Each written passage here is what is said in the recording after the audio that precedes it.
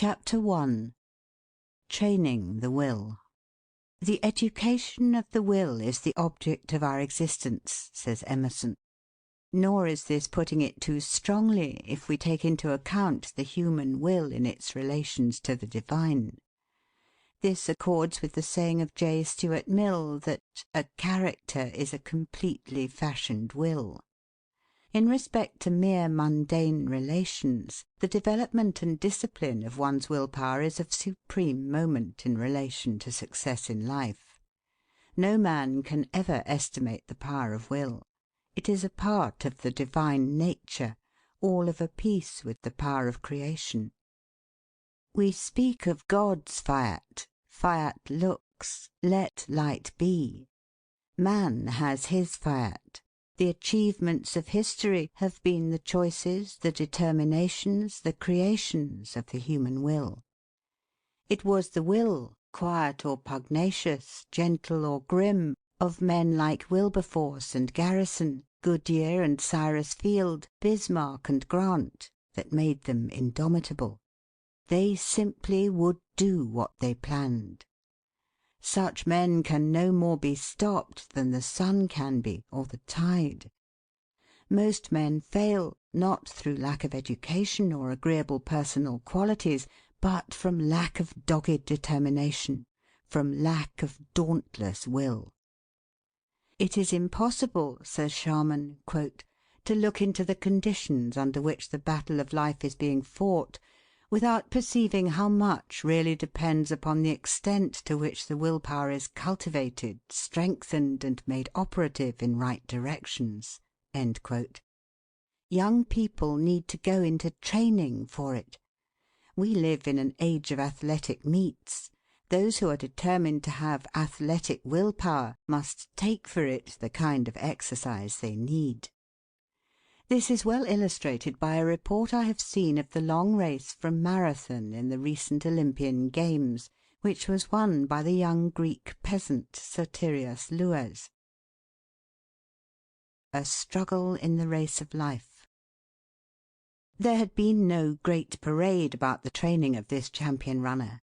From his work at the plough he quietly betook himself to the task of making Greece victorious before the assembled strangers from every land. He was known to be a good runner, and without fuss or bustle he entered himself as a competitor. But it was not his speed alone, outdistancing every rival, that made the young Greek stand out from among his fellows that day. When he left his cottage home at Amarousi, his father said to him, "Sotiri, you must only return a victor." The light of a firm resolve shone in the young man's eye. The old father was sure that his boy would win, and so he made his way to the station, there to wait till Sotiri should come in ahead of all the rest.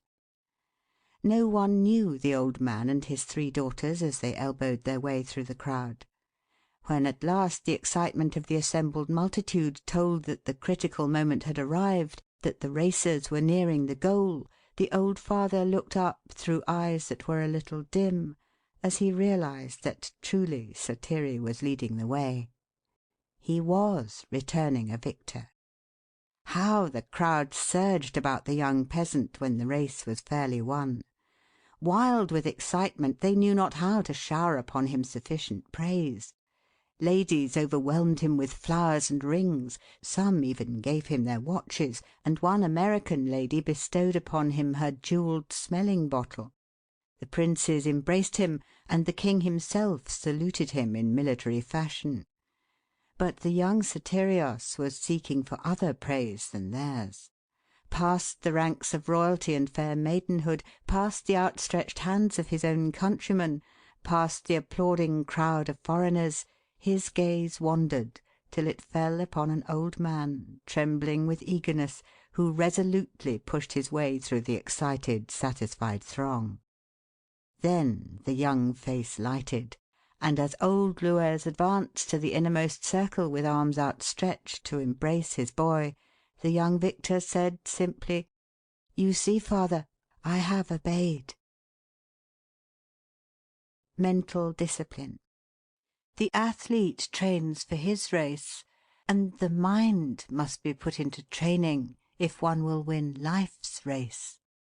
It is, says Professor Matthews, "only by continued strenuous efforts, repeated again and again, day after day, week after week, and month after month, that the ability can be acquired to fasten the mind to one subject, however abstract or knotty, to the exclusion of everything else. The process of obtaining this self-mastery, this complete command of one's mental powers, is a gradual one, its length varying with the mental constitution of each person, but its acquisition is worth infinitely more than the utmost labour it ever costs." Perhaps the most valuable result of all education, it was said by Professor Huxley, "is the ability to make yourself do the thing you have to do when it ought to be done, whether you like it or not. It is the first lesson which ought to be learned, and however early a man's training begins, it is probably the last lesson which he learns thoroughly." Doing things once. When Henry Ward Beecher was asked how it was that he could accomplish so much more than other men, he replied, "I don't do more, but less than other people. They do all their work 3 times over, once in anticipation, once in actuality, once in rumination. I do mine in actuality alone, doing it once instead of 3 times." This was by the intelligent exercise of Mr. Beecher's will power in concentrating his mind upon what he was doing at a given moment, and then turning to something else. Anyone who has observed business men closely has noticed this characteristic. One of the secrets of a successful life is to be able to hold all of our energies upon one point, to focus all of the scattered rays of the mind upon one place or thing. Centralizing force. The mental reservoir of most people is like a leaky dam which we sometimes see in the country, where the greater part of the water flows out without going over the wheel and doing the work of the mill. The habit of mind-wandering, of worrying about this and that. "Genius, that power which dazzles mortal eyes, is oft but perseverance in disguise." Many a man would have been a success had he connected his fragmentary efforts. Spasmodic, disconnected attempts, without concentration, uncontrolled by any fixed idea, will never bring success. It is continuity of purpose alone that achieves results. Learning to swim. The way to learn to run is to run. The way to learn to swim is to swim. The way to learn to develop will power is by the actual exercise of will power in the business of life. "The man that exercises his will," says an English essayist, "makes it a stronger and more effective force in proportion to the extent to which such exercise is intelligently and perseveringly maintained." The forth putting of will power is a means of strengthening will power. The will becomes strong by exercise. To stick to a thing till you are master is a test of intellectual discipline and power. Dr. Cuyler. "It is astonishing," says Dr. Theodore Cuyler, "how many men lack this power of holding on until they reach the goal. They can make a sudden dash, but they lack grit. They are easily discouraged. They get on as long as everything goes smoothly, but when there is friction they lose heart. They depend on stronger personalities for their spirit and strength. They lack independence or originality. They only dare to do what others do. They do not step boldly from the crowd and act fearlessly." The big trees. What is needed by him who would succeed in the highest degree possible is careful planning. He is to accumulate reserved power, that he may be equal to all emergencies. Thomas Starr King said that the great trees of California gave him his first impression of the power of reserve. "It was the thought of the reserve energies that had been compacted into them," he said, "that stirred me. The mountains had given them their iron and rich stimulants.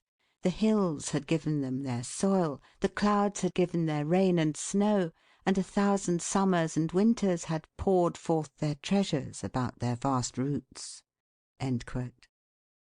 No young man can hope to do anything above the commonplace who has not made his life a reservoir of power on which he can constantly draw, which will never fail him in any emergency.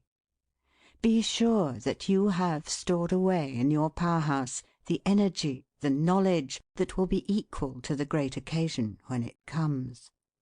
"If I were 20 and had but 10 years to live," said a great scholar and writer, "I would spend the first 9 years accumulating knowledge and getting ready for the 10th."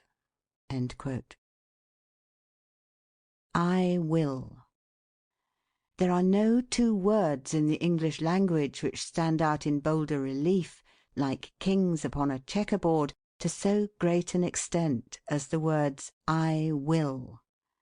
There is strength, depth, and solidity, decision, confidence and power, determination, vigour, and individuality in the round, ringing tone which characterises its delivery. It talks to you of triumph over difficulties, of victory in the face of discouragement, of will to promise and strength to perform, of lofty and daring enterprise, of unfettered aspirations, and of the 1,001 solid impulses by which man masters impediments in the way of progression. As one has well said, "He who is silent is forgotten. He who does not advance falls back. He who stops is overwhelmed, distanced, crushed. He who ceases to become greater becomes smaller. He who leaves off gives up. The stationary is the beginning of the end. It precedes death. To live is to achieve, to will without ceasing." Be thou a hero. Let thy might tramp on eternal snows its way, and through the ebon walls of night hew down a passage unto day. Park Benjamin. The rulers of destiny. There is no chance, no destiny, no fate can circumvent or hinder or control the firm resolve of a determined soul. Gifts count for nothing. Will alone is great. All things give way before it soon or late. What obstacle can stay the mighty force of the sea-seeking river in its course, or cause the ascending orb of day to wait? Each well-born soul must win what it deserves. Let the fool prate of luck. The fortunate is he whose earnest purpose never swerves, whose slightest action or inaction serves the one great aim. Ella Wheeler Wilcox. There is always room for a man of force. Emerson. The king is the man who can. Carlyle. A strong defiant purpose is many-handed, and lays hold of whatever is near that can serve it. It has a magnetic power that draws to itself whatever is kindred. T. T. Munger. What is will-power, looked at in a large way, but energy of character? Energy of will, self-originating force, is the soul of every great character. Where it is, there is life. Where it is not, there is faintness, helplessness, and despondency. Let it be your first study to teach the world that you are not wood and straw, that there is some iron in you. Men who have left their mark upon the world have been men of great and prompt decision. The achievements of will power are almost beyond computation. Scarcely anything seems impossible to the man who can will strongly enough and long enough. One talent with a will behind it will accomplish more than 10 without it, as a thimbleful of powder in a rifle, the bore of whose barrel will give it direction, will do greater execution than a carload burned in the open air. The wills, the won'ts, and the can'ts. There are 3 kinds of people in the world, says a recent writer, "the wills, the won'ts, and the can'ts. The first accomplish everything, the second oppose everything, the third fail in everything." The shores of fortune, as Foster says, are covered with the stranded wrecks of men of brilliant ability, but who have wanted courage, faith, and decision, and have therefore perished in sight of more resolute but less capable adventurers who succeeded in making port. Were I called upon to express in a word the secret of so many failures among those who started out with high hopes, I should say they lacked will power. They could not half will. And what is a man without a will? He is like an engine without steam. Genius unexecuted is no more genius than a bushel of acorns in a forest of oaks. Will has been called the spinal column of personality. The will in its relation to life, says an English writer, "may be compared at once to the rudder and to the steam engine of a vessel, on the confined and related action of which it depends entirely for the direction of its course and the vigour of its movement." Strength of will is the test of a young man's possibilities. Can he will strong enough and hold whatever he undertakes with an iron grip? It is the iron grip that takes and holds. What chance is there in this crowding, pushy, selfish, greedy world, where everything is pusher or pushed, for a young man with no will, no grip on life? The man who would forge to the front in this competitive age must be a man of prompt and determined decision. A tailor's needle. It is in one of Ben Jonson's old plays, "When I once take the humour of a thing, I am like your tailor's needle. I go through with it." This is not different from Richelieu, who said, "When I have once taken a resolution, I go straight to my aim. I overthrow all, I cut down all." And in business affairs the counsel of Rothschild is to the same effect, "Do without fail that which you determine to do." Gladstone's children were taught to accomplish to the end whatever they might begin, no matter how insignificant the undertaking might be. What is worse than rashness? It is irresolution that is worse than rashness. "He that shoots," says Feltham, "may sometimes hit the mark, but he that shoots not at all can never hit it. Irresolution is like an ague. It shakes not this nor that limb, but all the body is at once in a fit." The man who is forever twisting and turning, backing and filling, hesitating and dawdling, shuffling and parleying, weighing and balancing, splitting hairs over non-essentials, listening to every new motive which presents itself, will never accomplish anything. But the positive man, the decided man, is a power in the world, and stands for something. You can measure him and estimate the work that his energy will accomplish.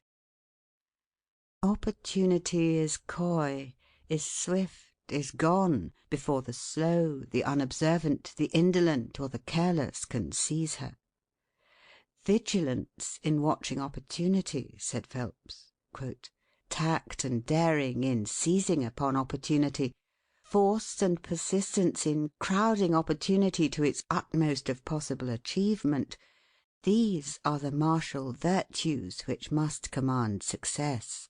The best men, remarked Chapin, "are not those who have waited for chances, but who have taken them, besieged the chance, conquered the chance, and made chance the servitor." Is it not possible to classify successes and failures by their various degrees of will power? A man who can resolve vigorously upon a course of action, and turns neither to the right nor to the left, though a paradise tempt him, who keeps his eyes upon the goal, whatever distracts him, is sure of success. Not every vessel that sails from Tarshish will bring back the gold of Ophir. But shall it therefore rot in the harbour? No! Give it sails to the wind. Conscious power. "Conscious power," says Mellers, "exists within the mind of every one. Sometimes its existence is unrealized, but it is there. It is there to be developed and brought forth, like the culture of that obstinate but beautiful flower, the orchid. To allow it to remain dormant is to place one's self in obscurity, to trample on one's ambition, to smother one's faculties. To develop it is to individualize all that is best within you, and give it to the world.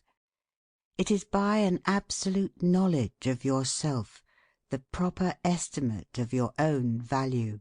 There is hardly a reader, says an experienced educator, "who will not be able to recall the early life of at least one young man whose childhood was spent in poverty, and who, in boyhood, expressed a firm desire to secure a higher education. If, a little later, that desire became a declared resolve, soon the avenues opened to that end. That desire and resolve created an atmosphere which attracted the forces necessary to the attainment of the purpose.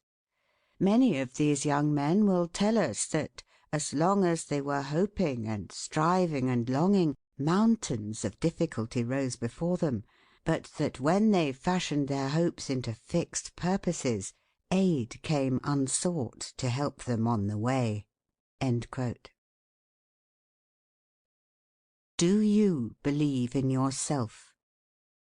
The man without self-reliance and an iron will is the plaything of chance, the puppet of his environment, the slave of circumstances.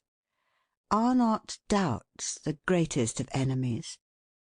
If you would succeed up to the limit of your possibilities, must you not constantly hold to the belief that you are success organized, and that you will be successful, no matter what opposes?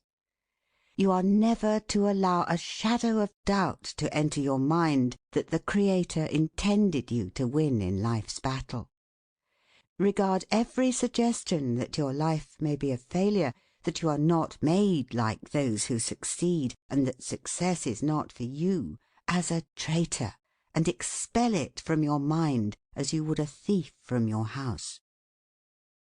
There is something sublime in the youth who possesses the spirit of boldness and fearlessness, who has proper confidence in his ability to do and dare. The world takes us at our own valuation. It believes in the man who believes in himself, but it has little use for the timid man, the one who is never certain of himself, who cannot rely on his own judgment, who craves advice from others and is afraid to go ahead on his own account. It is the man with a positive nature, the man who believes that he is equal to the emergency, who believes he can do the thing he attempts, who wins the confidence of his fellow man. He is beloved because he is brave and self-sufficient. Those who have accomplished great things in the world have been, as a rule, bold, aggressive, and self-confident. They dared to step out from the crowd and act in an original way. They were not afraid to be generals. There is little room in this crowding, competing age for the timid, vacillating youth. He who would succeed to-day must not only be brave, but must also dare to take chances.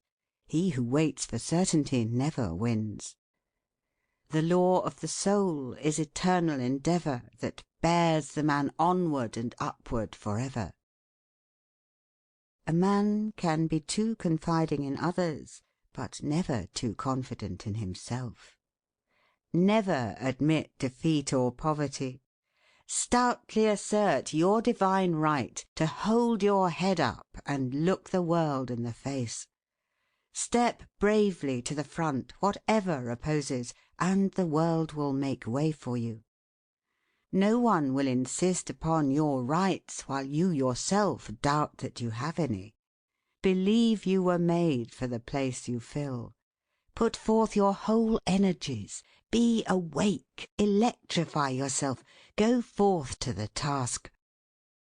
A young man once said to his employer, quote, "Don't give me an easy job. I want to handle heavy boxes, shoulder great loads. I would like to lift a big mountain and throw it into the sea." End quote. And he stretched out two brawny arms, while his honest eyes danced, and his whole being glowed with conscious strength. The world in its heart admires the stern, determined doer. The world turns aside to let any man pass who knows whither he is going. It is wonderful how even the apparent casualties of life seem to bow to a spirit that will not bow to them, and yield to assist a design after having in vain attempted to frustrate it. The man who succeeds, says Prentice Mulford, quote, "must always in mind or imagination live, move, think, and act as if he gained that success, or he never will gain it." End quote. "We go forth," said Emerson, quote, "austere, dedicated, believing in the iron links of destiny, and will not turn on our heels to save our lives. A book, a bust, or only the sound of a name shoots a spark through the nerves, and we suddenly believe in will. We cannot hear of personal vigour of any kind, great power of performance, without fresh resolution." End quote. Force of will in camp and field. Oh, what miracles have been wrought by the self-confidence, the self-determination of an iron will! What impossible deeds have been performed by it! It was this that took Napoleon over the Alps in midwinter. It took Farragut and Dewey past the cannons, torpedoes, and mines of the enemy. It led Nelson and Grant to victory. It has been the great tonic in the world of discovery, invention, and art. It has helped to win the 1,000 triumphs in war and science which were deemed impossible. The secret of Jeanne d'Arc's success was not alone in rare decision of character, but in the seeing of visions which inspired her to self-confidence, confidence in her divine mission. It was an iron will that gave Nelson command of the British fleet, a title and a statue at Trafalgar Square. It was the keynote of his character when he said, "When I don't know whether to fight or not, I always fight." It was an iron will that was brought into play when Horatius, with 2 companions, held 90,000 Tuscans at bay until the bridge across the Tiber had been destroyed; when Leonidas at Thermopylae checked the mighty march of Xerxes; when Themistocles off the coast of Greece shattered the Persians' armada; when Caesar, finding his army hard pressed, seized spear and buckler and snatched victory from defeat; when Winkelried gathered to his breast a sheaf of Austrian spears and opened a path for his comrades; when Wellington fought in many climes without ever being conquered; when Ney, on 100 fields, changed apparent disaster into brilliant triumph; when Sheridan arrived from Winchester as the Union retreat was becoming a rout, and turned the tide; when Sherman signalled his men to hold the fort, knowing that their leader was coming. History furnishes thousands of examples of men who have seized occasions to accomplish results deemed impossible by those less resolute. Prompt decision and whole-souled action sweep the world before them. Who was the organizer of the modern German Empire? Was he not the man of iron? Napoleon and Grant. What would you do if you were besieged in a place entirely destitute of provisions? Asked the examiner when Napoleon was a cadet. If there were anything to eat in the enemy's camp, I should not be concerned. When Paris was in the hands of a mob and the authorities were panic-stricken, in came a man who said, "I know a young officer who can quell this mob." "Send for him." Napoleon was sent for. He came, he subjugated the mob, he subjugated the authorities, he ruled France, then conquered Europe. May 10th, 1796, Napoleon carried the bridge at Lodi in the face of the Austrian batteries trained upon the French end of the structure. Behind them were 6,000 troops. Napoleon massed 4,000 grenadiers at the head of the bridge, with a battalion of 300 carbineers in front. At the tap of the drum, the foremost assailants wheeled from the cover of the street wall under a terrible hail of grape and canister, and attempted to pass the gateway to the bridge. The front ranks went down like stalks of grain before a reaper. The column staggered and reeled backward, and the valiant grenadiers were appalled by the task before them. Without a word or a look of reproach, Napoleon placed himself at their head, and his aides and generals rushed to his side. Forward again over heaps of dead that choked the passage, and a quick run, counted by seconds only, carried the column across 200 yards of clear space, scarcely a shot from the Austrians taking effect beyond the point where the platoons wheeled for the first leap. The guns of the enemy were not aimed at the advance. The advance was too quick for the Austrian gunners. So sudden and so miraculous was it all that the Austrian artillerists abandoned their guns instantly, and their supports fled in a panic instead of rushing to the front and meeting the French onslaught. This Napoleon had counted on in making the bold attack. What was Napoleon but the thunderbolt of war?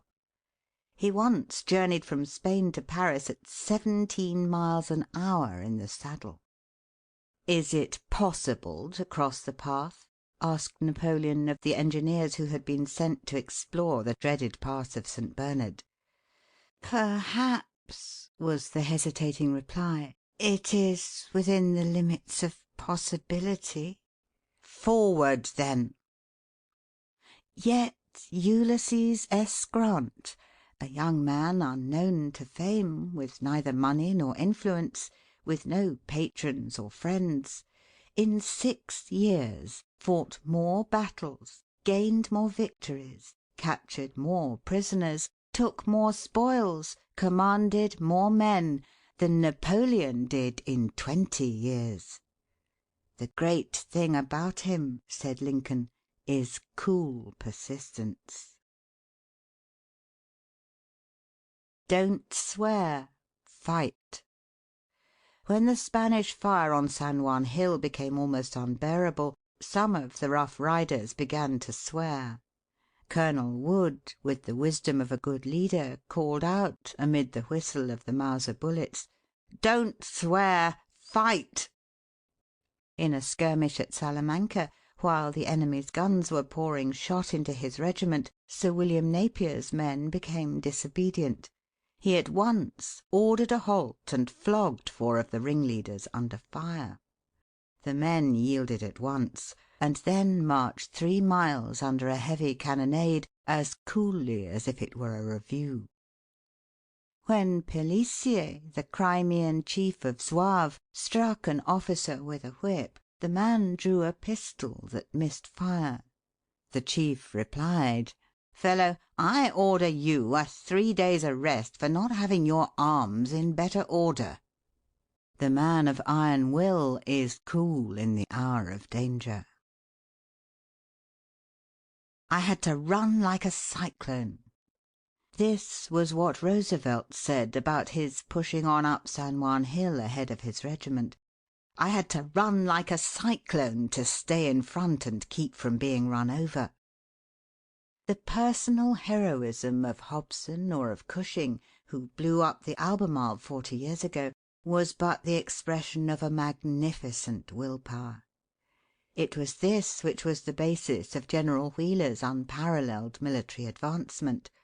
A second lieutenant at 23, a colonel at 24, a brigadier general at 25, a major general at 26, a corps commander at 27, and a lieutenant general at 28. General Wheeler had 16 horses killed under him, and a great number wounded. His saddle equipments and clothes were frequently struck by the missiles of the enemy. He was 3 times wounded, once painfully. He had 32 staff officers or acting staff officers killed or wounded. In almost every case they were immediately by his side. No officer was ever more exposed to the missiles of death than Joseph Wheeler. What is this imperial characteristic of manhood, an iron will, but that which underlies all magnificent achievement, whether by heroes of the Light Brigade or the heroic firefighters of our great cities? Will power in its relation to health and disease. 1. There is no doubt that, as a rule, great decision of character is usually accompanied by great constitutional firmness. Men who have been noted for great firmness of character have usually been strong and robust. As a rule, it is the strong physical man who carries weight and conviction. Take as an example William the Conqueror, as he is pictured by Green in his history. Quote, "The very spirit of the sea robbers from whom he sprang seemed embodied in his gigantic form, his enormous strength, his savage countenance, his desperate bravery. No other knight under heaven, his enemies confessed, was William's peer. No other man could bend William's bow. His mace crashed through a ring of English warriors to the foot of the standard. He rose to his greatest heights in moments when other men despaired. No other man who ever sat upon the throne of England was this man's match." End quote. Or take Webster. Sidney Smith said, quote, "Webster is a living lie, because no man on earth can be as great as he looks." End quote. Carlyle said of him, quote, "One would incline at sight to back him against the world." End quote. His very physique was eloquent. Men yielded their wills to his at sight. The great prizes of life ever fall to the robust, the stalwart, the strong. Not to a huge muscle or powerful frame necessarily, but to a strong vitality, a great nervous energy. It is the Lord Brougham's, working almost continuously 144 hours. It is the Napoleon's, 20 hours in the saddle. It is the Franklin's, camping out in the open air at 70. It is the Gladstones, firmly grasping the helm of the ship of state at 84, tramping miles every day and chopping down huge trees at 85, who accomplish the great things of life. To prosper you must improve your brain power, and nothing helps the brain more than a healthy body.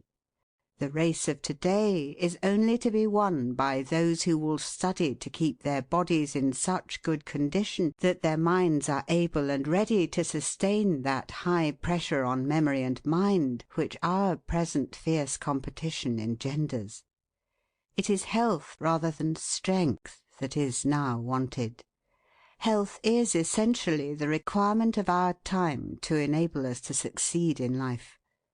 In all modern occupations, from the nursery to the school, from the school to the shop or world beyond, the brain and nerve strain go on, continuous, augmenting and intensifying. As a rule, physical vigour is the condition of a great career. Stonewall Jackson, early in life, determined to conquer every weakness he had, physical, mental, and moral. He held all of his powers with a firm hand. To his great self-discipline and self-mastery he owed his success. So determined was he to harden himself to the weather that he could not be induced to wear an overcoat in winter. "I will not give in to the cold," he said. For a year, on account of dyspepsia, he lived on buttermilk and stale bread, and wore a wet shirt next his body because his doctor advised it, although everybody else ridiculed the idea. This was while he was professor at the Virginia Military Institute. His doctor advised him to retire at 9 o'clock, and no matter where he was or who was present, he always sought his bed on the minute. He adhered rigidly through life to this stern system of discipline. Such self-training, such self-conquest, gives one great power over others. It is equal to genius itself. "I can do nothing," said Grant, "without 9 hours' sleep." What else is so grand as to stand on life's threshold, fresh, young, hopeful, with a consciousness of power equal to any emergency, a master of the situation? The glory of a young man is his strength. Our great need of the world to-day is for men and women who are good animals.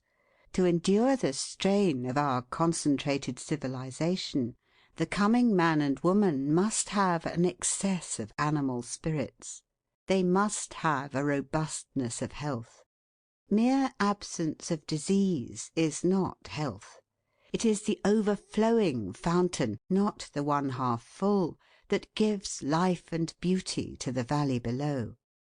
Only he is healthy who exults in mere animal existence, whose very life is a luxury, who feels a bounding pulse throughout his body, who feels life in every limb, as dogs do when scouring over the field, or as boys do when gliding over fields of ice.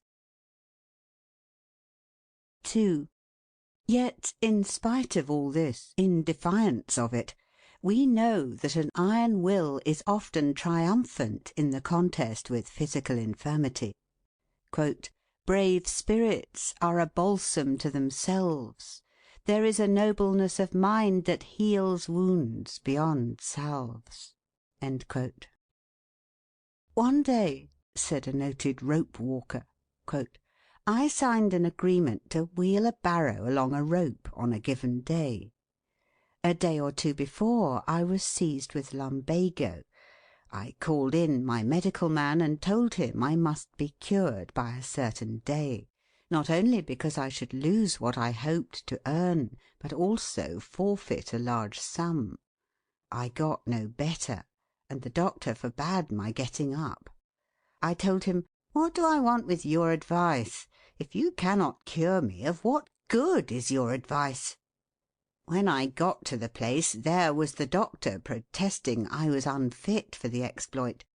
I went on, though I felt like a frog with my back. I got ready my pole and my barrow, took hold of the handles, and wheeled it along the rope as well as I ever did. When I got to the end, I wheeled it back again, and when this was done, I was a frog again. What made me that I could wheel the barrow? It was my reserve will." What does he know, asks the sage, who has not suffered? Did not Schiller produce his greatest tragedies in the midst of physical suffering almost amounting to torture? Handel was never greater than when, warned by palsy of the approach of death, and struggling with distress and suffering, he sat down to compose the great works which have made his name immortal in music. Beethoven was almost totally deaf and burdened with sorrow when he produced his greatest works. Milton, writing "Who best can suffer, best can do," wrote at his best when in feeble health and when poor and blind. "Yet I argue not against Heaven's hand or will, nor bate a jot of heart or hope, but still bear up and steer right onward." The Reverend William H. Milburn, who lost his sight when a child, studied for the ministry and was ordained before he attained his majority. He has written half a dozen books, among them a very careful history of the Mississippi Valley. He has long been chaplain of the Lower House of Congress. Blind Fanny Crosby of New York was a teacher of the blind for many years. She has written nearly 3,000 hymns, among which are "Pass Me Not, O Gentle Saviour," "Rescue the Perishing," "Saviour more than life to me," and "Jesus keep me near the cross." "The truest help we can render one who is afflicted," said Bishop Brooks, "is not to take his burden from him, but to call out his best energy, that he may be able to bear." What a mighty will Darwin had! He was in continual ill health. He was in constant suffering. His patience was marvellous. No one but his wife knew what he endured. For 40 years, says his son, "he never knew one day of health." Yet during those 40 years he unremittingly forced himself to do the work from which the mightiest minds and the strongest constitutions would have shrunk. He had a wonderful power of sticking to a subject. He used almost to apologize for his patience, saying that he could not bear to be beaten, as if it were a sign of weakness. Bulwer advises us to refuse to be ill, never to tell people we are ill, never to own it ourselves. Illness is one of those things which a man should resist on principle. Do not dwell upon your ailments, nor study your symptoms. Never allow yourself to be convinced that you are not complete master of yourself. Stoutly affirm your own superiority over bodily ills. We should keep a high ideal of health and harmony constantly before the mind. Is not the mind the natural protector of the body? We cannot believe that the Creator has left the whole human race entirely at the mercy of only about half a dozen specific drugs which always act with certainty. There is a divine remedy placed within us for many of the ills we suffer. If we only knew how to use this power of will and mind to protect ourselves, many of us would be able to carry youth and cheerfulness with us into the teens of our second century.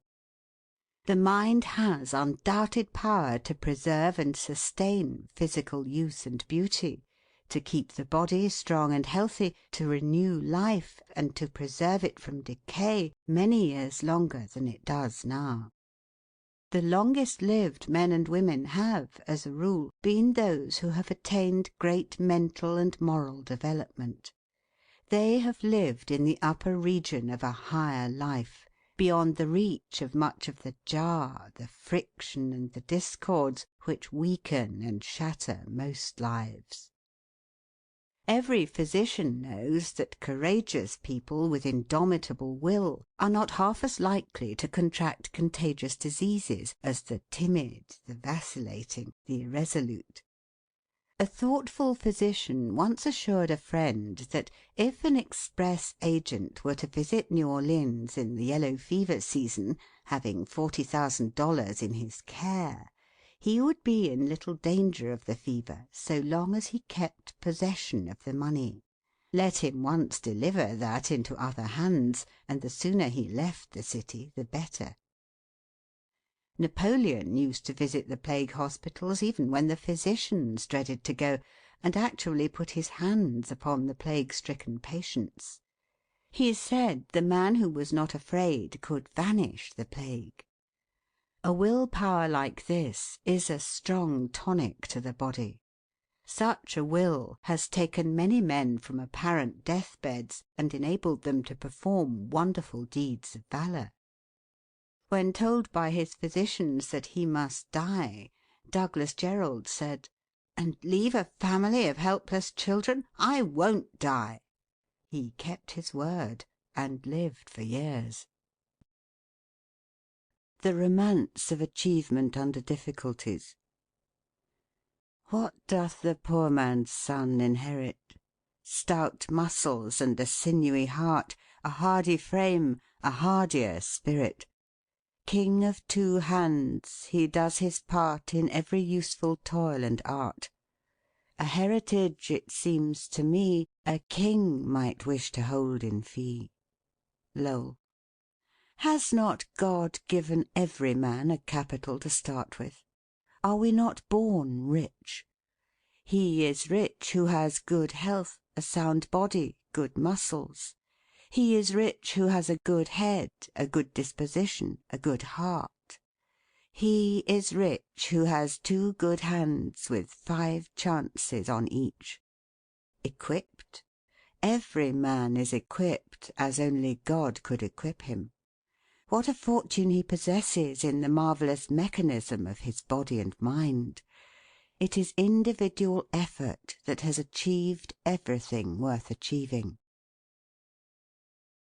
The fun of the little game.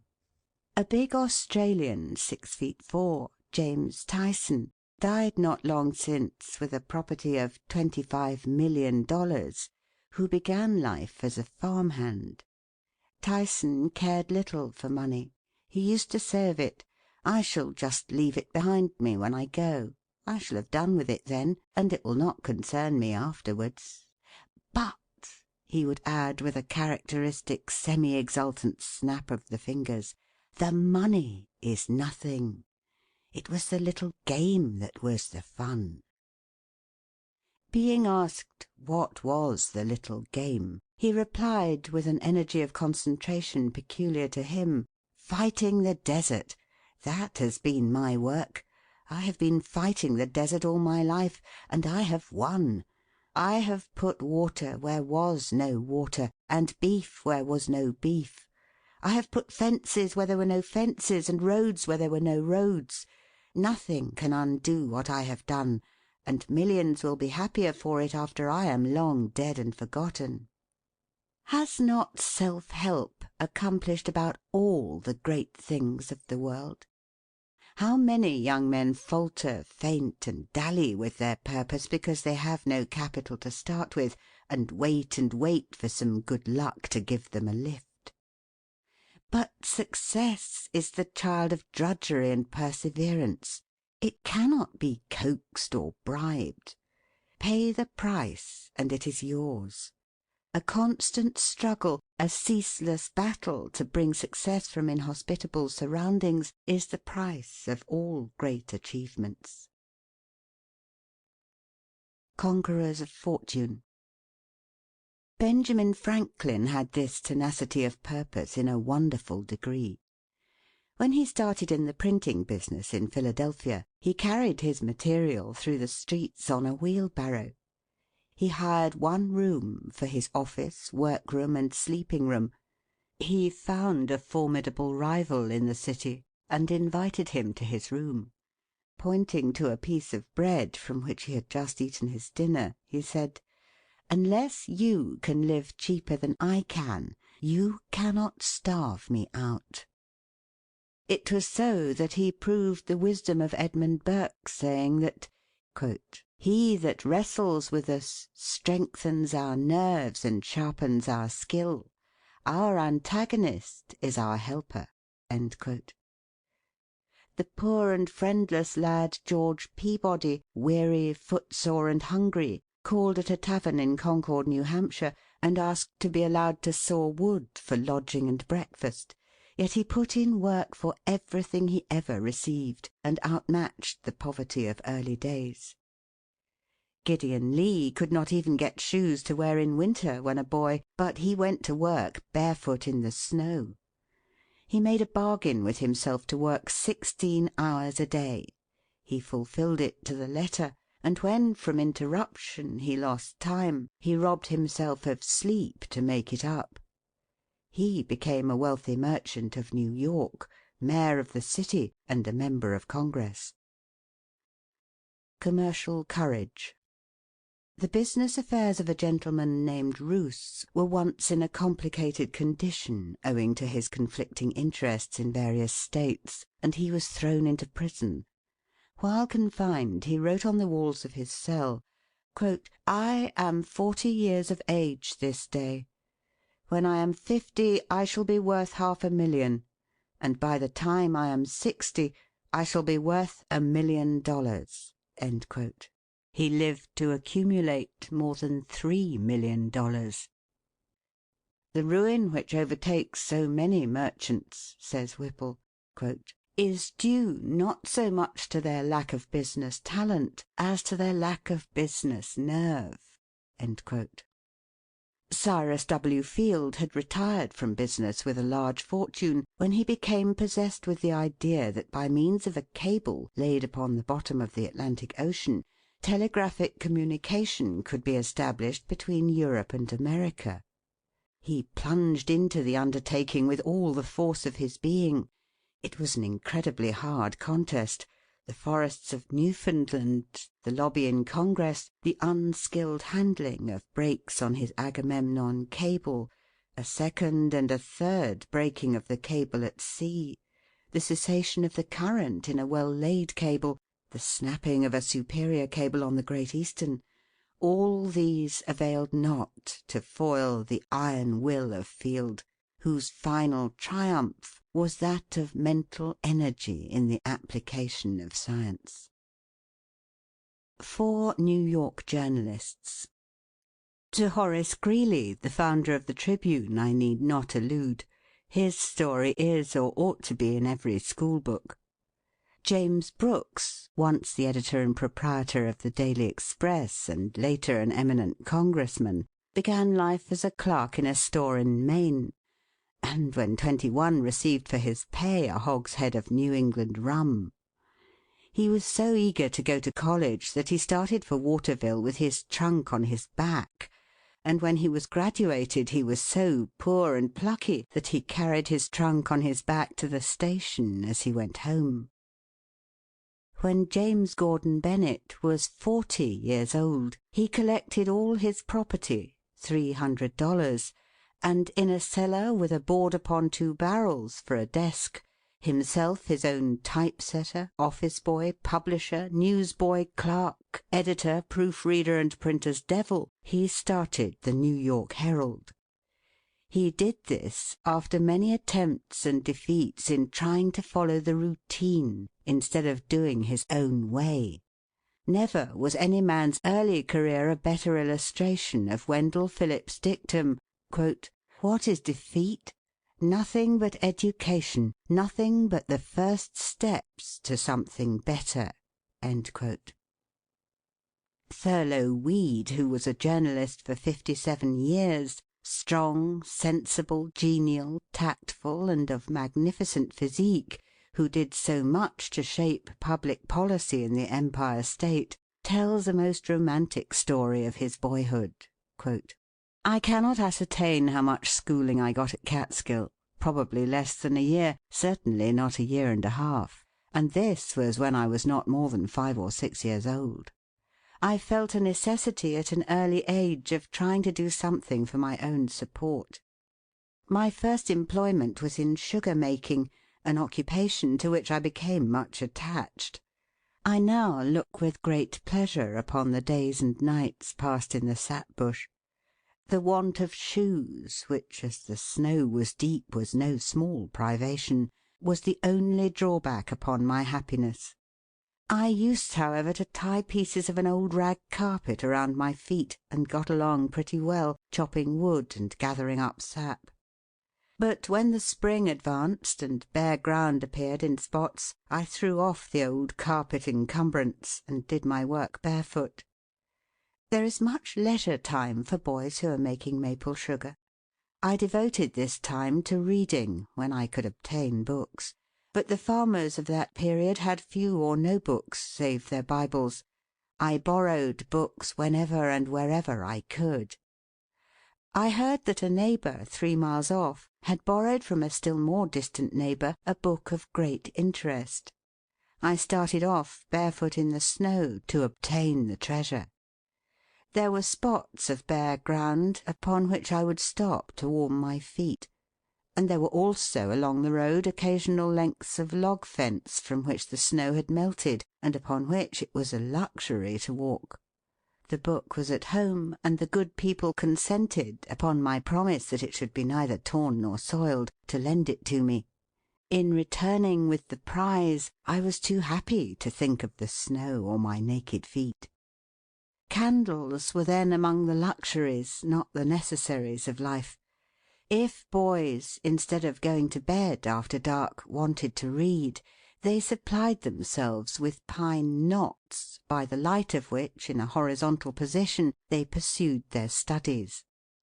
In this manner, with my body in the sugar-house and my head out of doors where the fat pine was blazing, I read with intense interest the book I had borrowed, A History of the French Revolution. Weed's next earning was in an iron foundry at Onondaga.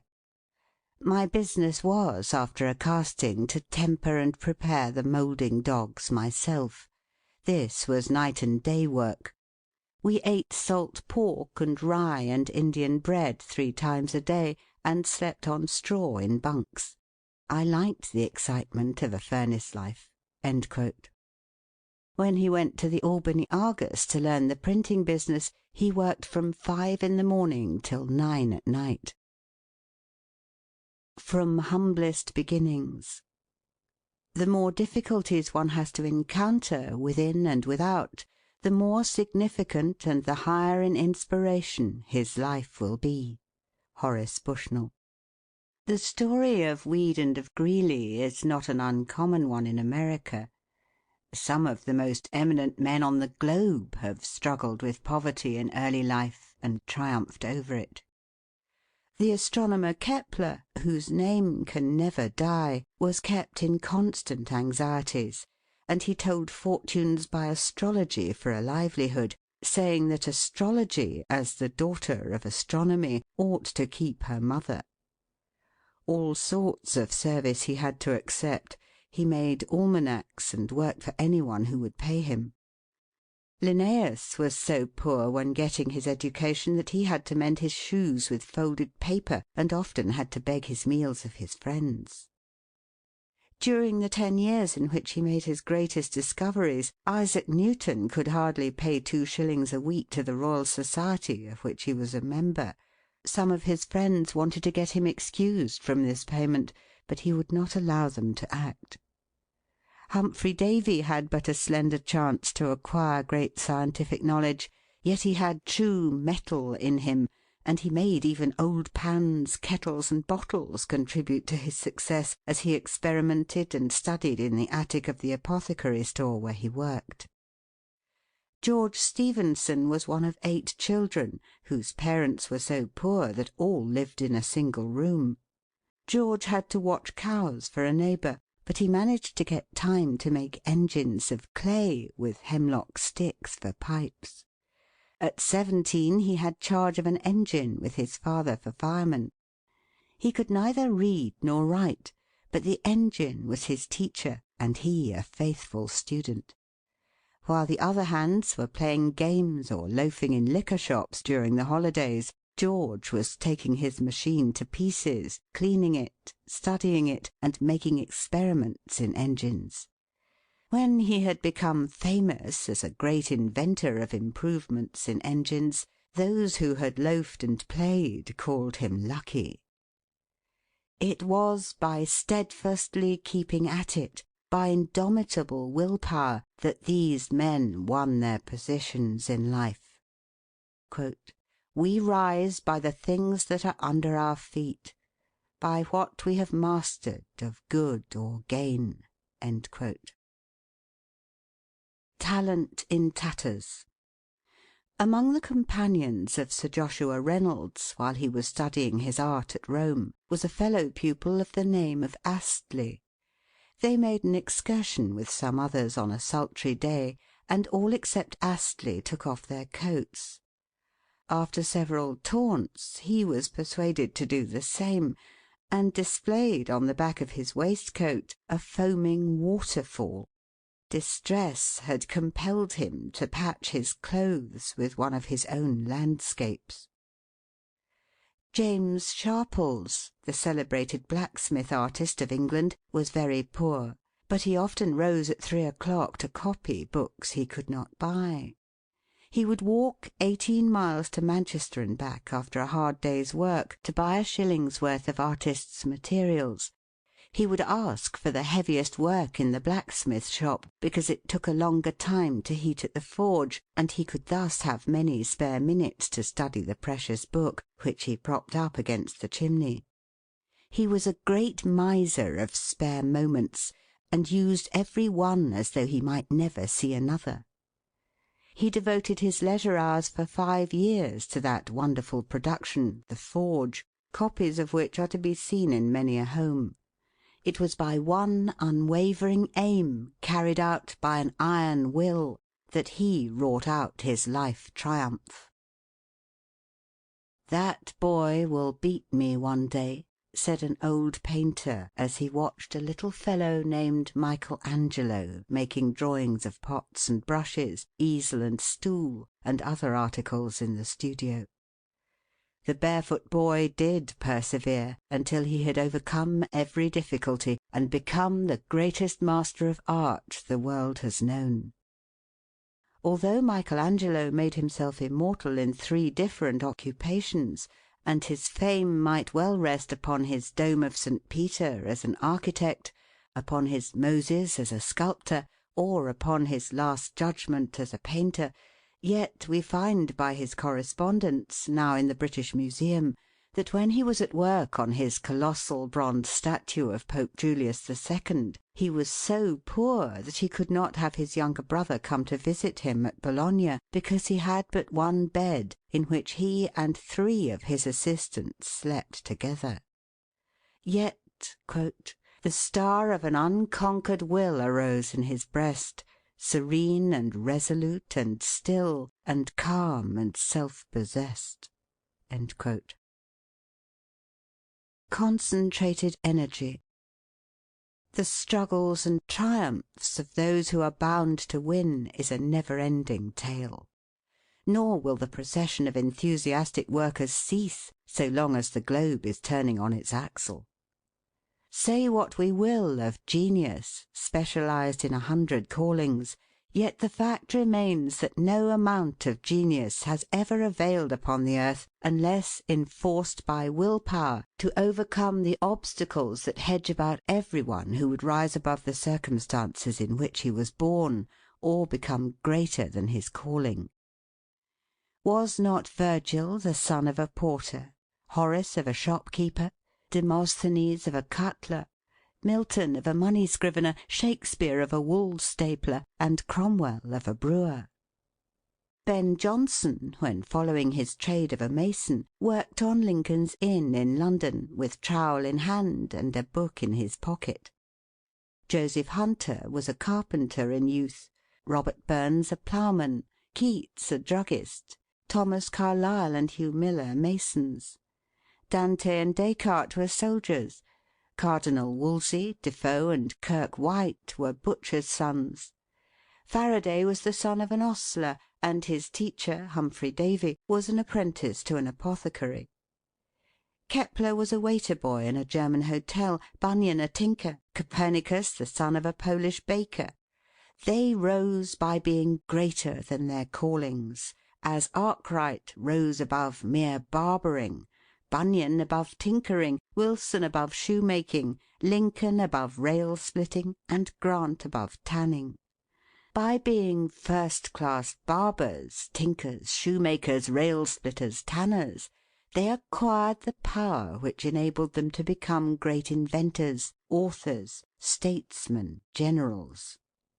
John Kay, the inventor of the fly-shuttle, James Hargreaves, who introduced the spinning jenny, and Samuel Crompton, who originated mule spinning, were all artisans, uneducated and poor, but were endowed with natural faculties which enabled them to make a more enduring impression upon the world than anything that could have been done by the mere power of scholarship or wealth. It cannot be said of any of these great names that their individual courses in life would have been what they were, had there been lacking a superb will-power resistless as the tide to bear them upward and onward. Let Fortune empty her whole quiver on me, I have a soul that like an ample shield can take in all, and verge enough for more. Fate was not mine, nor am I Fate's. Souls know no conquerors. Dryden. Staying power. Never give up. There are chances and changes helping the hopeful 100 to 1. And through the chaos, high wisdom arranges ever success, if you'll only hold on. Never give up. For the wisest is boldest, knowing that Providence mingles the cup. And of all maxims the best, as the oldest, is the stern watchword of never give up. Be firm. One constant element of luck is genuine, solid, old Teutonic pluck. Holmes. Success in most things depends on knowing how long it takes to succeed. Montesquieu. The power to hold on is characteristic of all men who have accomplished anything great. They may lack in some other particular, have many weaknesses or eccentricities, but the quality of persistence is never absent from a successful man. No matter what opposition he meets or what discouragement overtakes him, drudgery cannot disgust him, obstacles cannot discourage him, labour cannot weary him, misfortune, sorrow, and reverses cannot harm him. It is not so much brilliancy of intellect or fertility of resource as persistency of effort, constancy of purpose, that makes a great man. Those who succeed in life are the men and women who keep everlastingly at it, who do not believe themselves geniuses, but who know that if they ever accomplish anything, they must do it by determined and persistent industry. Audubon, after years of forest life, had 200 of his priceless drawings destroyed by mice. A poignant flame, he relates, pierced my brain like an arrow of fire, and for several weeks I was prostrated with fever. At length physical and moral strength awoke within me. Again I took my gun, my game-bag, my portfolio, and my pencils, and plunged once more into the depths of the forests. All are familiar with the misfortune of Carlyle while writing his History of the French Revolution. After the first volume was ready for the press, he loaned the manuscript to a neighbour, who left it lying on the floor, and the servant girl took it to kindle the fire. It was a bitter disappointment, but Carlyle was not the man to give up. After many months of poring over hundreds of volumes of authorities and scores of manuscripts, he reproduced that which had burned in a few minutes. Proceed, and light will dawn. The slightest acquaintance with literary history would bring to light a multitude of heroes of poverty or misfortune, of men and women perplexed and disheartened, who have yet aroused themselves to new effort at every new obstacle. It is related by Arago that he found under the cover of a text-book he was binding a short note from d'Alembert to a student. "Go on, sir, go on. The difficulties you meet with will resolve themselves as you advance. Proceed, and light will dawn and shine with increasing clearness on your path." That maxim, said Arago, was my greatest master in mathematics. Had Balzac been easily discouraged, he would have hesitated at the words of warning given by his father: "Do you know that in literature a man must be either a king or a beggar?" "Very well," was the reply, "I will be a king." His parents left him to his fate in a garret. For 10 years he fought terrible battles with hardship and poverty, but won a great victory at last. He won it after producing 40 novels that did not win. Zola's early manhood witnessed a bitter struggle against poverty and deprivation. Until 20 he was a spoiled child, but on his father's death he and his mother began the battle of life in Paris. Of his dark time, Zola himself says, "Often I went hungry for so long that it seemed as if I must die. I scarcely tasted meat from 1 month's end to another, and for 2 days I lived on 3 apples. Fire, even on the coldest nights, was an undreamed of luxury, and I was the happiest man in Paris when I could get a candle, by the light of which I might study at night." Samuel Johnson's bare feet at Oxford showed through the holes in his shoes, yet he threw out at his window the new pair that some one left at his door. He lived for a time in London on 9 cents a day. For 13 years he had a hard struggle with want. John Locke once lived on bread and water in a Dutch garret, and Heine slept many a night on a barn floor with only a book for his pillow. It was to poverty as a thorn urging the breast of Harriet Martineau that we owe her writings. There are no more interesting pages in biography than those which record how Emerson, as a child, was unable to read the 2nd volume of a certain book because his widowed mother could not afford the amount, 5 cents, necessary to obtain it from the circulating library. "Poor fellow," said Emerson, as he looked at his delicately reared little son, "how much he loses by not having to go through the hard experiences I had in my youth."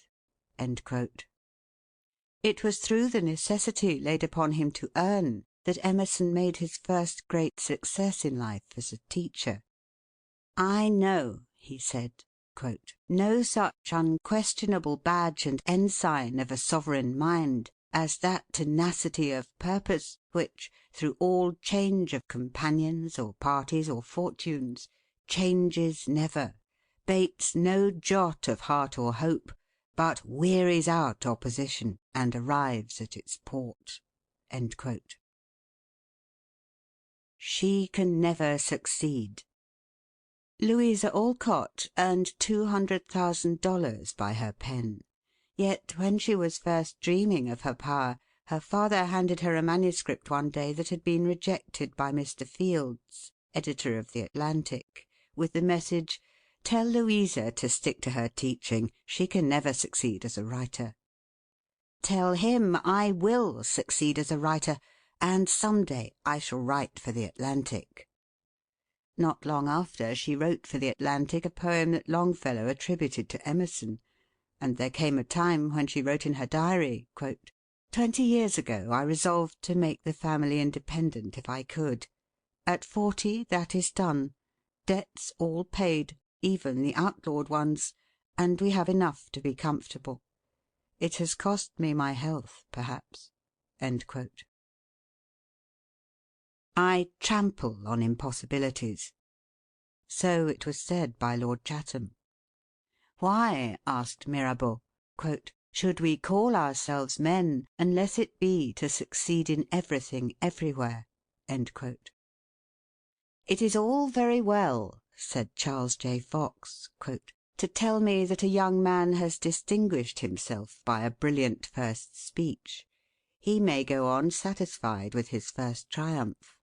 But show me a young man who has not succeeded at first and has then gone on, and I will back that man to do better than those who succeeded at the first trial." Cobden broke down completely the first time he appeared on a platform in Manchester, and the chairman apologised for him. But he did not give up speaking until every poor man in England had a larger, better, and cheaper loaf. Young Disraeli sprung from a hated and persecuted race, pushed his way up through the middle classes and upper classes, until he stood self-poised upon the topmost round of political and social power. At first he was scoffed at, ridiculed, rebuffed, hissed from the House of Commons. He simply said, "The time will come when you will hear me." The time did come, and he swayed the sceptre of England for a quarter of a century. How massive was the incalculable reserve power of Lincoln as a youth, or of President Garfield, woodchopper, bell ringer, and sweeper general in college! Persistent purpose. We hear a great deal of talk about genius, talent, luck, chance, cleverness, and fine manners playing a large part in one's success. Leaving out luck and chance, all these elements are important factors. Yet the possession of any or all of them, unaccompanied by a definite aim, a determined purpose, will not ensure success. Men drift into business, they drift into society, they drift into politics, they drift into what they fondly and but vainly imagine is religion. If winds and tides are favourable, all is well; if not, all is wrong. Stalker says, "Most men merely drift through life, and the work they do is determined by 100 different circumstances. They might as well be doing anything else, or they would prefer to be doing nothing at all." Yet, whatever else may have been lacking in the giants of the race, the men who have been conspicuously successful have all had one characteristic in common: doggedness and persistence of purpose. It does not matter how clever a youth may be, whether he leads his class in college or outshines all the other boys in his community, he will never succeed if he lacks this essential of determined persistence. Many men who might have made brilliant musicians, artists, teachers, lawyers, able physicians or surgeons, in spite of predictions to the contrary, have fallen short of success because deficient in this quality. Persistence of purpose is a power. It creates confidence in others. Everybody believes in the determined man. When he undertakes anything, his battle is half won, because not only he himself, but every one who knows him, believes that he will accomplish whatever he sets out to do. People know that it is useless to oppose a man who uses his stumbling blocks as stepping stones, who is not afraid of defeat, who never, in spite of calumny or criticism, shrinks from his task, who never shirks responsibility, who always keeps his compass pointed to the North Star of his purpose, no matter what storms may rage about him. The persistent man never stops to consider whether he is succeeding or not. The only question with him is how to push ahead, to get a little farther along, a little nearer his goal. Whether it lead over mountains, rivers, or morasses, he must reach it. Every other consideration is sacrificed to this one dominant purpose. The success of a dull or average youth and the failure of a brilliant one is a constant surprise in American history. But if the different cases are closely analysed, we shall find that the explanation lies in the staying power of the seemingly dull boy, the ability to stand firm as a rock under all circumstances, to allow nothing to divert him from his purpose. 3 necessary things. 3 things are necessary, said Charles Sumner. First, backbone. Second, backbone. Third, backbone. A good chance alone is nothing. Education is nothing without strong and vigorous resolution and stamina to make one accomplish something in the world. An encouraging start is nothing without backbone. A man who cannot stand erect, who wobbles first one way and then the other, who has no opinion of his own or courage to think his own thought, is of very little use in this world. It is grit, it is perseverance, it is moral stamina and courage that govern the world. At the trial of the 7 bishops of the Church of England for refusing to aid the king to overthrow the Protestant faith, it was necessary to watch the officers at the doors, lest they send food to some juryman and aid him to starve the others into an agreement. Nothing was allowed to be sent in but water for the jurymen to wash in, and they were so thirsty they drank it up. At first 9 were for acquitting and 3 for convicting. 2 of the minority soon gave way. The third, Arnold, was obstinate. He declined to argue. Austin said to him, "Look at me. I am the largest and the strongest of the 12, and before I will find such a petition as this libel, here will I stay till I am no bigger than a tobacco pipe." Arnold yielded at 6 in the morning. Success against odds. Yes, to this thought I hold with firm persistence. The last result of wisdom stamps it true. He only earns his freedom and existence who daily conquers them anew. Goethe.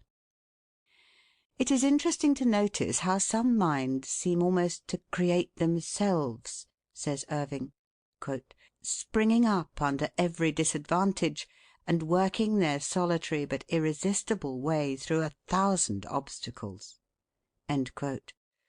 Opposing circumstances create strength. Opposition gives us greater power of resistance. To overcome one barrier gives us greater ability to overcome the next. History is full of examples of men and women who have redeemed themselves from disgrace, poverty, and misfortune by the firm resolution of an iron will. Success is not measured by what a man accomplishes, but by the opposition he has encountered and the courage with which he has maintained the struggle against overwhelming odds. Not the distance we have run, but the obstacles we have overcome, the disadvantages under which we have made the race, will decide the prizes. It is defeat, says Henry Ward Beecher, that turns bone to flint and gristle to muscle and makes men invincible, and formed those heroic natures that are now in ascendancy in the world. Do not, then, be afraid of defeat. You are never so near to victory as when defeated in a good cause. Governor Seymour of New York, a man of great force and character, said, in reviewing his life, "If I were to wipe out 20 acts, what should they be? Should it be my business mistakes, my foolish acts, for I suppose all do foolish acts occasionally, my grievances? No, for, after all, these are the very things by which I have profited. So I finally concluded I should expunge, instead of my mistakes, my triumphs. I could not afford to dismiss the tonic of mortification, the refinement of sorrow. I needed them, every one." Every condition, be it what it may," says Channing, "has hardships, hazards, pains.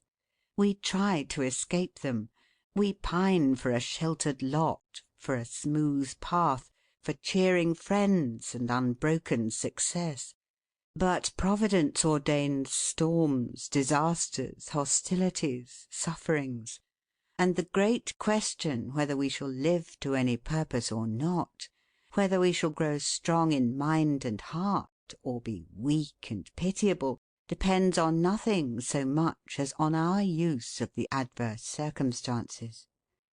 Outward evils are designed to school our passions, and to rouse our faculties and virtues into intenser action. Sometimes they seem to create new powers. Difficulty is the element, and resistance the true work of man. Self-culture never goes on so fast as when embarrassed circumstances, the opposition of men or the elements, unexpected changes of the times, or other forms of suffering, instead of disheartening, throw us on our inward resources, turn us for strength to God, clear up to us the great purpose of life, and inspire calm resolution. No greatness or goodness is worth much unless tried in these fires." Better to stem with heart and hand the roaring tide of life, than lie unmindful on its flowery strand of God's occasions drifting by. Better with naked nerve to bear the needles of this goading air, than in the lap of sensual ease forego the godlike power to do, the godlike aim to know. Whittier. The degree of O.O. When Moody first visited Ireland, he was introduced by a friend to an Irish merchant, who asked at once, "Is he an O.O.?" Out and out. That was what O.O. stood for.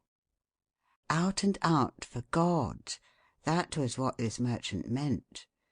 He indeed is but a wooden man, and a poor stick at that, who is decided in everything else, but who never knows where he is at in all moral relations, being religiously nowhere. The early books of the Hebrews have much to say about the Valley of Decision, and the development of out and out moral character.